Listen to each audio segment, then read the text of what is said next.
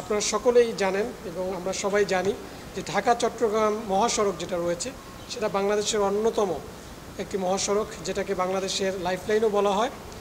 এবং প্রায়শই আমরা এই মহাসড়কে বিভিন্ন ধরনের অপ্রীতিকর ঘটনার নিউজ আমরা দেখে থাকি। বিশেষ করে ডাকাতি এবং ছিনতাইয়ের মতো যে ঘটনাগুলো ঘটে থাকে এই মহাসড়কে, সেটা আমরা বিভিন্ন সময় অবজার্ভ করেছি এবং আপনাদের বিভিন্ন ইলেকট্রনিক এবং প্রিন্ট মিডিয়ার মাধ্যমেও সেটা বিভিন্ন সময় আপনারা প্রচার করেছেন।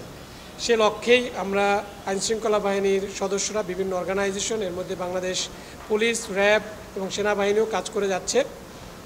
তারই প্রেক্ষিতে এদেরকে কিভাবে আইনের আওতায় আনা যায় সে লক্ষ্যে আমাদের গোয়েন্দা নজরদারি এবং শুরু করি আমরা এবং অন্যান্য সংস্থা এর সাথে রিলেটেড।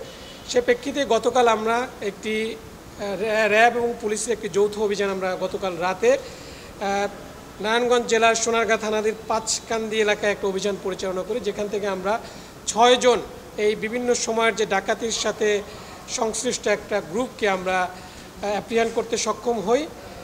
এর মধ্যে আমি যদি বলি যে এই ডাকাতির ঘটনাগুলো তারা কিভাবে করে থাকে, এই পার্টিকুলার গ্রুপটা মূলত যে আমাদের যে মেঘনা ব্রিজ সংলগ্ন যে এরিয়াটা রয়েছে, এরা এই এলাকাটাতেই অপারেট করত। এদের অপারেশনের ধরন ছিল, এরা যখন রাস্তায় মহাসড়কে যখন জ্যাম সৃষ্টি হতো সেই জ্যামকে তারা কাজে লাগাতো এবং সামটাইমস এরা নিজেরাও কৃত্রিমভাবে তারা জ্যাম ক্রিয়েট করতো মহাসড়কগুলোতে। ক্রিয়েট করার পরে তারা এই গাড়ির যে স্লো গতির সেটার সুযোগ নিয়ে বিভিন্ন সময় এই প্রাইভেট গাড়িগুলো অথবা মালবাহী গাড়িগুলো যেখানে মূল্যবান জিনিস থাকতো এবং মোবাইল, স্বর্ণালঙ্কার এবং টাকা পয়সা সহকারে এগুলো তারা ছিনতাই করে নিয়ে যেত। এরা বাধ্য করতো জানালা খুলতে, যদি না খুলতো এরা লোকাল অস্ত্র বিভিন্ন ধরনের চাপাতি, যেগুলো আপনারা অলরেডি দেখেছেন, আমরা বিপুল পরিমাণ চাপাতি, চাইনিজ কুড়াল, হাসুয়া, চাকু, এই ডাকাতির সাথে সংশ্লিষ্ট যে অস্ত্রগুলো ব্যবহার করতো সেগুলো রিকভার করেছে এবং সেগুলো থেকে তারা গাড়ি ভাঙচুর করে ভয়ভীতি প্রদর্শন করে এই যাত্রীদের কাছ থেকে তারা টাকা, স্বর্ণালঙ্কার এবং মূল্যবান দ্রব্য সামগ্রীগুলো তারা নিয়ে যেত এবং এটা খুবই সাময়িক সময়ের জন্য ঘটতো।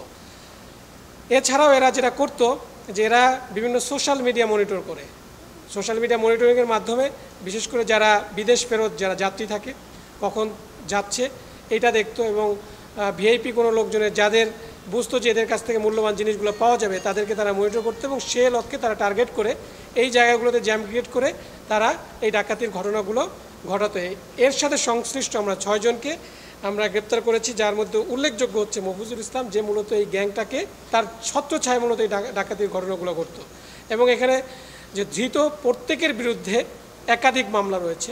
এর মধ্যে একজন সাদ্দাম হোসেন, যার বিরুদ্ধে 18টি মামলা রয়েছে, বিভিন্ন মামলা, যার মধ্যে 10টি হচ্ছে এই ডাকাতি মামলা।